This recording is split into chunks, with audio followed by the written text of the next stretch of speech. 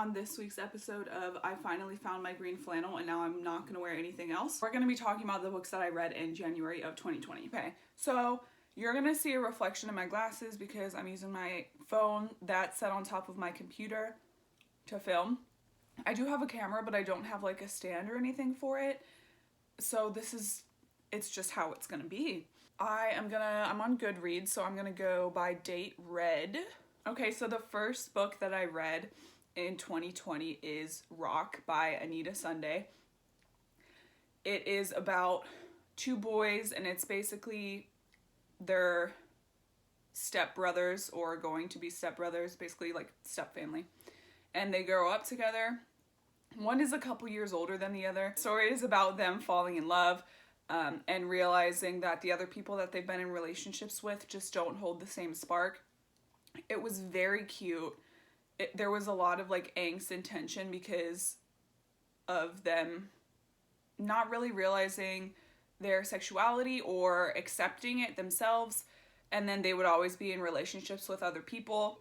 I gave it 3 stars because it was fun to read, but it didn't do anything for me. Otherwise, I would have given it 4. There was nothing really bad about it. I really liked it. It's just a cute male-male romance if that's what you want. And I think it's free on Kindle Unlimited as well, so that's great. The second book I read is The Troop by Nick Cutter. This book, okay, so what this book is about is this Boy Scout troop is on this island. So there is this virus thing. It's essentially a tapeworm that just is insane. You ingest it, or it gets into you somehow through like a cut or whatever, and it will basically drain you dry. Like your hunger will continue to grow as it continues to basically eat you. And that part of it was like dark. There is elements of animal abuse. It's not current, but it is past animal abuse, and they kind of went into a bit too much detail. I personally don't think that animal abuse is something dark or something for shock value. As someone who does not eat animals, it just adds that extra layer of, I am not enjoying this. I do not want to read about this, but it is important for the character that it's happening to. I guess it could have just been done in a lighter way, but there is animal abuse in there. Obviously, death, this evil tapeworm, and they're isolated on this like little wooded island, and I love that. So it is dark. I got through it in I think like 2 days. It was a really fast read. 4 stars. Recommend it. It's on my favorites list. Please read it. Okay, so the third one I read is so cute. It's An Enchantment of Ravens by Margaret Rogerson. It's just, it's cute. This is, I think I should put this on my favorites list. It's not right now. But the more I think about it, it just like, okay, so it's a standalone book.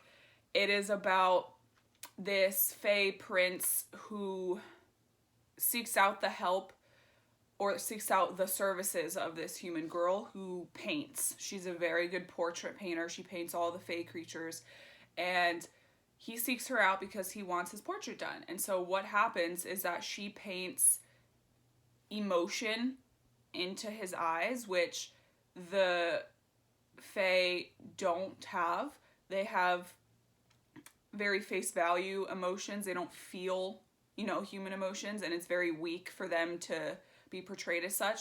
So she paints him with this human emotion, and she basically is taken back to his world to stand trial for what she did, So the book is about her, going through this new land that she's never explored, and there's love and there's tension, and things kind of all, come together at the end that you didn't even kind of really expect.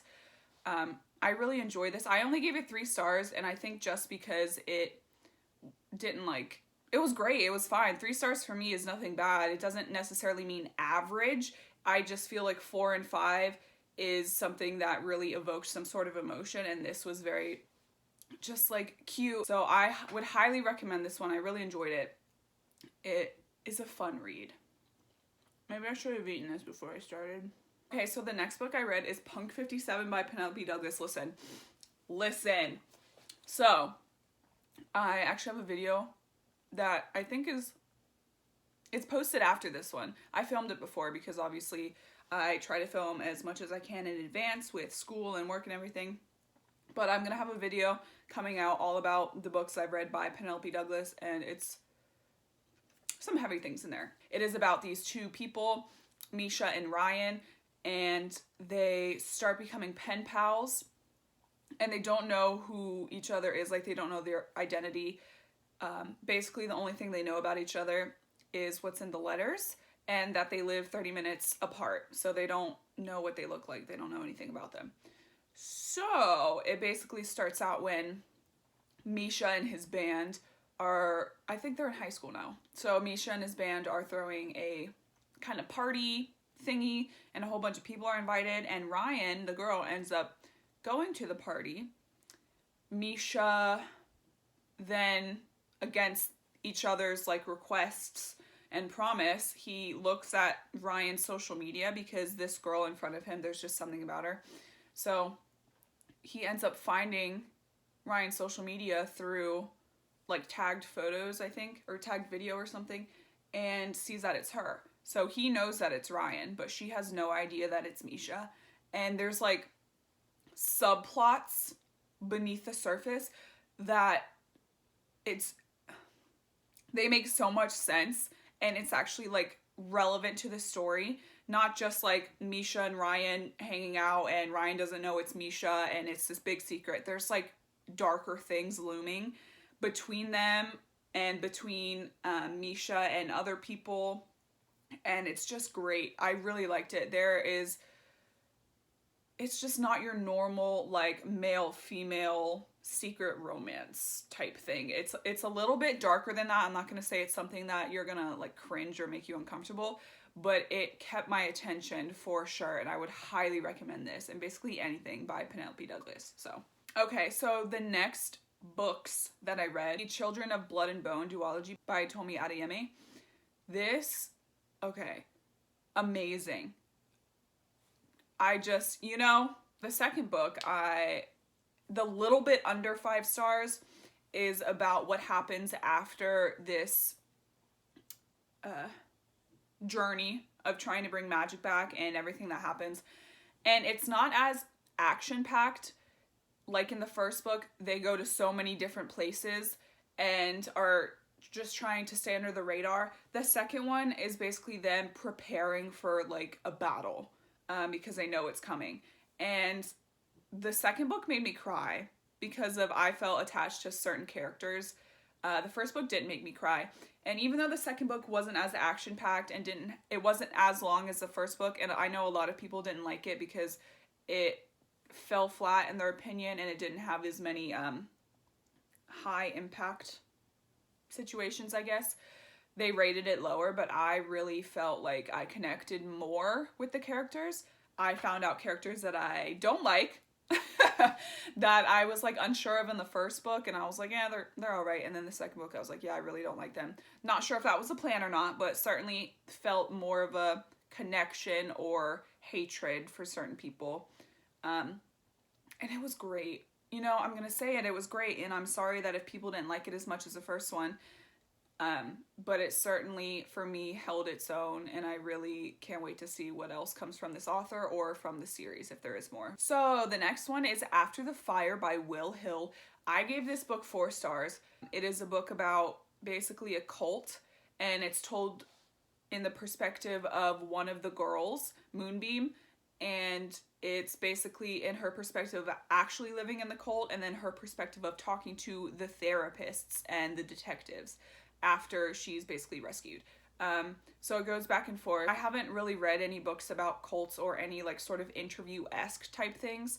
And I really enjoyed that aspect of it. It was really fun to read. But that stuff always interests me. So please, if you have any cult books or anything sort of like that, religious, spiritual, cults-ish, whatever, let me know, please. I need some good ones. But I really, really enjoyed this one and the way that it was written. And I think I got through it in a day or a day and a half. So I would highly recommend this book, and you, for me, really relate and can feel for Moonbeam. The next book that I read is Dig by A.S. King. I'm going to keep this short. It basically is about this family that comes together and they haven't spoken to each other in years and they don't really know what's happening with each other, and there's talk of like slavery and racism and oppression and all the fun stuff.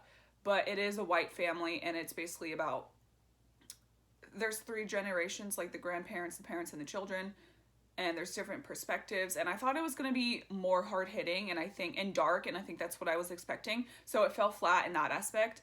And yeah, I mean, if you want a book that is easy to read and talks about, you know, like reverse racism, it's not real, white privilege, and slavery, and just the little nuances that happen and microaggressions, then yeah, sure, read it. But I just was expecting something more hard-hitting, and it just didn't for me, so 2 stars. Okay, the next book I read is Red, White, and Royal Blue by Casey McHuston. Listen, I'm gonna say, if you know things about American or English politics and you are expecting this book to be correct, you're not gonna like it. I don't understand. I mean, I do understand, but this is just me trying to make sense of it. The people that gave this negative or bad reviews because they're like, the politics don't make sense and not everyone is like this and blah, blah, blah. Like, yes, I'm sure, because this book is not nonfiction. It's fiction, and it basically is following the president's son and the queen's grandson. Yeah, the queen's grandson. And they fall in love. So it's a male-male romance, and there's like US and English politics and all the fun stuff. But it's not necessarily focused exclusively on the politics. This is not a book that was written for you to be informed about these politics or how things work. It was just an aspect to create tension and create angst. And I obviously would like to be involved in politics because, you know, it's our future and we should vote and things like that. But I knew that this book was not going to be like fact-based and particularly right in that realm. So I didn't really give a crap about the things that might not have been right or the things that have been kind of blown out of proportion or not, whatever, you know. This story is about 2 boys falling in love. What more can you ask for? So I gave this 4 stars. It was just very cute, and it was done in a way that I felt was like natural. Like, they didn't fall in love when they first met, and they didn't, like, it didn't move too fast in my opinion. It was very natural in how things progressed. And there's obviously secrecy because they're in the limelight of politics, and, you know, 2 gay son and grandson of these high political figures, and it's just so good. So the next book I read is Brave New World by Aldous Huxley. This book obviously is like a classic. I was forced to read it in high school, and I didn't want to. So I remember like reading it but not really paying attention to it.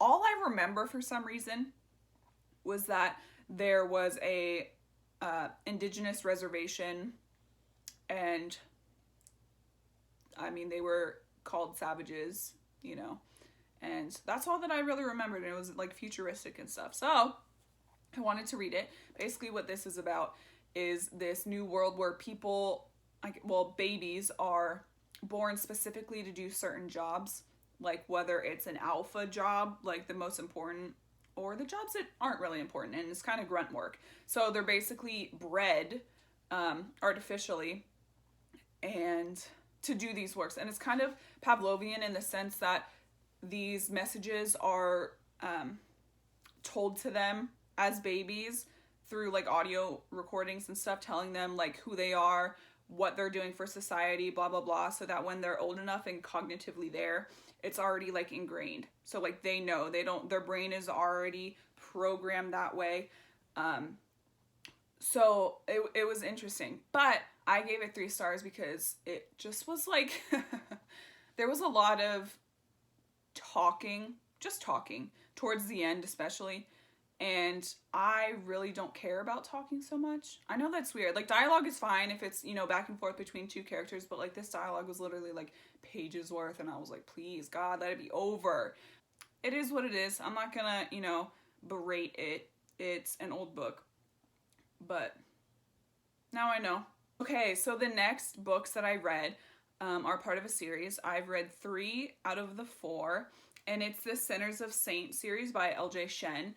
So the first one is Vicious, and then there's, what is it?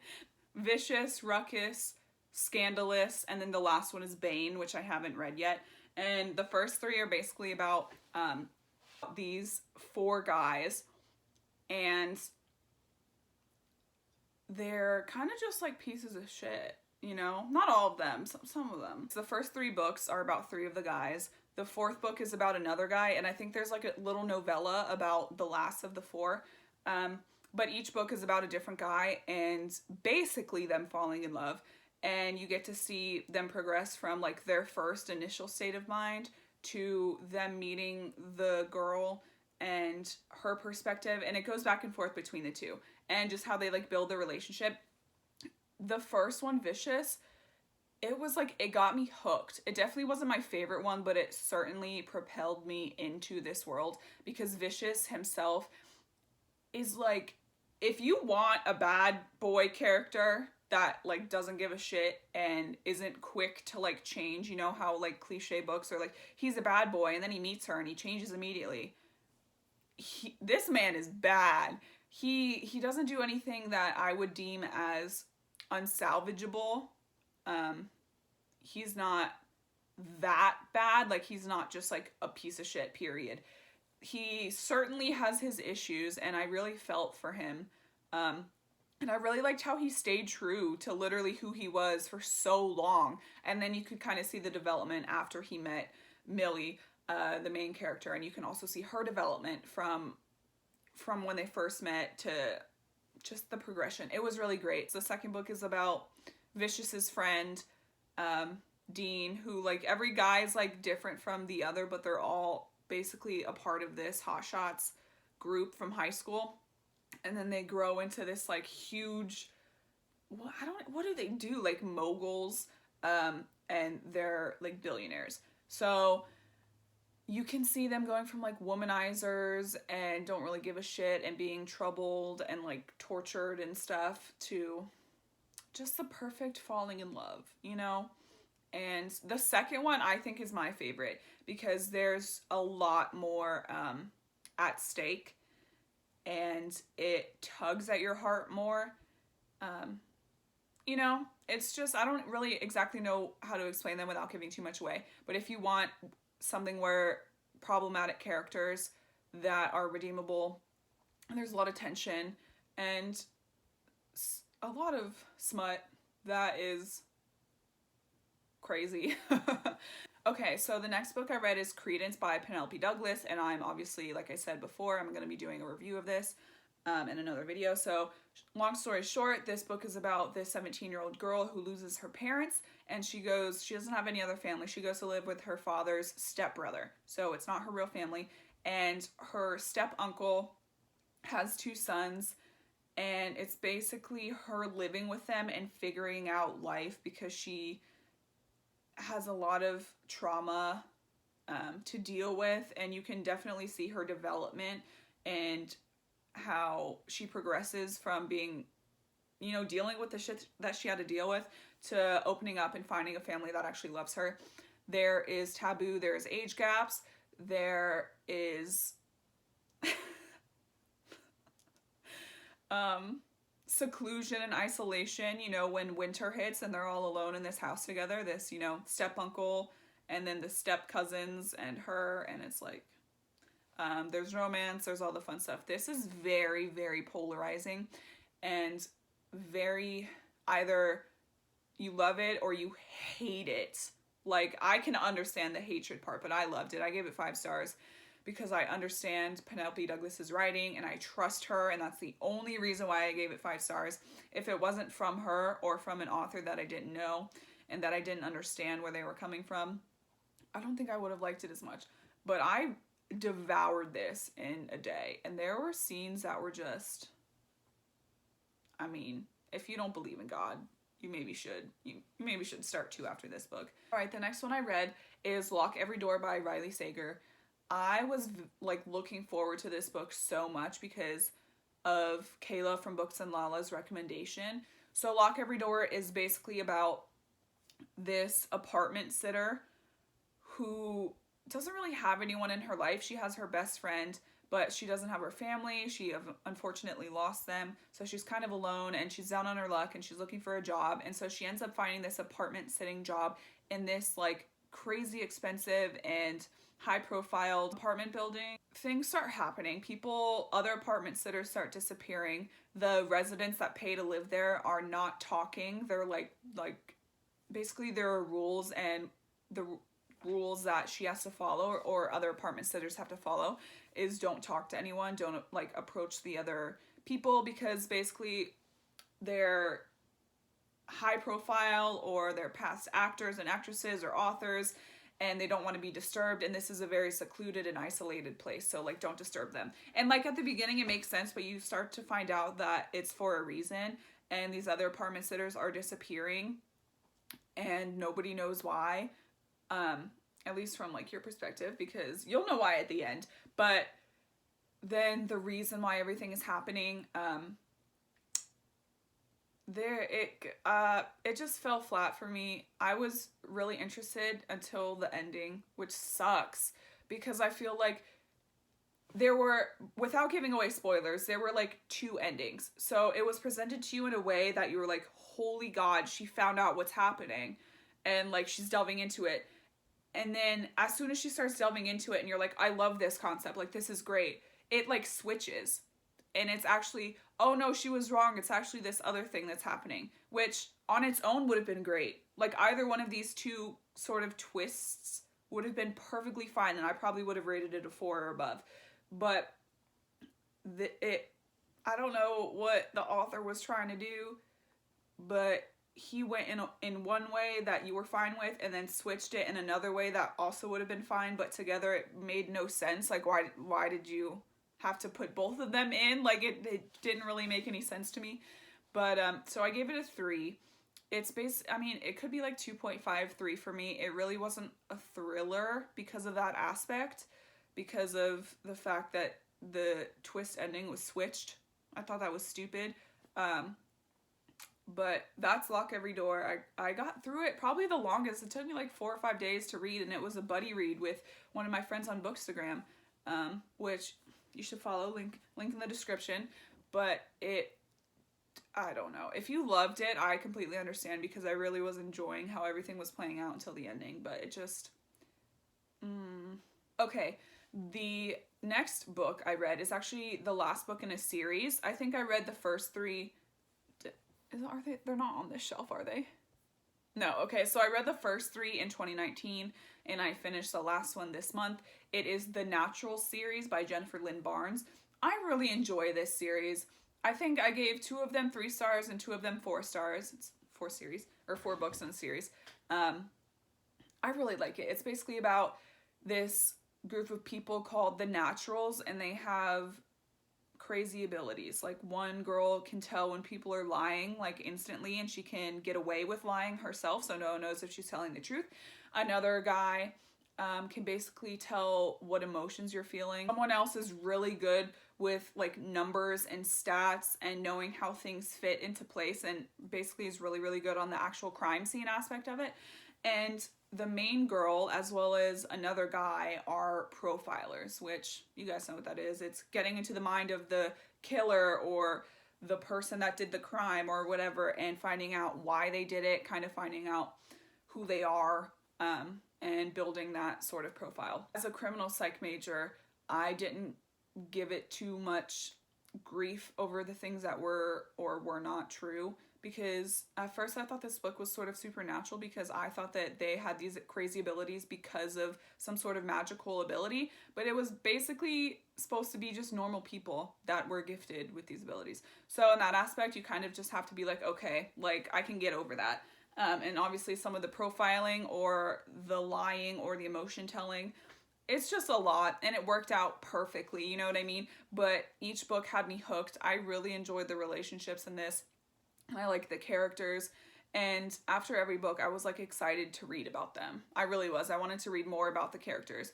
So if you want something that's an easy read and that deals with like crime and serial killers, and it all ties together. Like, it literally, the last book had so much in it, and I thought from the reviews that people didn't like it because of that, but I really liked how literally everything, how it all came together, and it just worked so well for me because I just like the characters too, you know? So the last book that I read actually is a gift for my friend, and I am giving this to her because her favorite book is Frankenstein. And so the book that I read is The Dark Descent of Elizabeth Frankenstein. Now, I've never read Frankenstein itself, but I'm going to after this. This book is basically told from Elizabeth's point of view, and it's about her living with the Frankensteins because Victor needed a friend as a child because he wasn't getting any sort of communication from other kids. So they basically... Elizabeth was an orphan, and she went to live with the Frankensteins and kind of grew up with Victor and learned that he wasn't like everyone else. There was something off about him, but she needed a place to live because she was an orphan and she didn't want to go back to living with the cruel people that were raising her. So she became Victor's best friend and his confidant, and didn't ask him any questions about things that happened in the book, and basically was making sure that he was always safe so that she could have a place to live and a place to belong, and she wouldn't kind of be kicked off. So the majority of the story happens when they're kind of grown a little bit, and Elizabeth's 17 and Victor's 19, and obviously it's the tale of Frankenstein, but told in a different and like kind of fun, fresh way from her perspective, and I really enjoyed it. Then again, I've never read Frankenstein, so I don't know if it's redundant, if it's repetitive, if any of these aspects besides Frankenstein building a monster is accurate or not. But if you want to read it from a different perspective, and it kind of goes more into detail about the things that she found rather than from any other perspective, I really liked it. I really enjoyed it. I literally read it all yesterday because I had to give it to my friend today. And I was like, I might as well just read it while I have it, you know? And I gave that one 4 stars. It was a really, really fun read. And I liked how it was written. And just how everything came together and made sense to me. So, I read 16 books this month. If you've read any of these and agree or disagree with me, I would love to hear your thoughts, either in the comments or on my Bookstagram, which I'm there more often than checking my comments. But yeah, that's all that I've read in January of 2020. I know that's kind of a lot of books. Like, I've seen other booktubers who are like, I read 3 books this month, and I'm like, that's amazing. Like, I was so worried I would have to read like 50 every month, but I saw them like reading 3, 4, 5. I was like, perfect. I only read so much this month because the beginning I had off for still like Christmas break, and I went back like the 13th to school. And so I have found a rhythm in going to school, getting all of my work for the week done, having like 2 days off, and just reading so much in those days, and then working and trying to read after work and stuff like that. So kind of have a little bit of a balance going. Not sure if any other month it's going to be over 16 or not, but I wanted to kind of, with my goal of 50 books this year, I think it's much more doable now than it would be if I got too caught up in work and school all at once to read, 16 books. But that is it. Thank you guys so much for watching, and I will see you in the next one. Bye.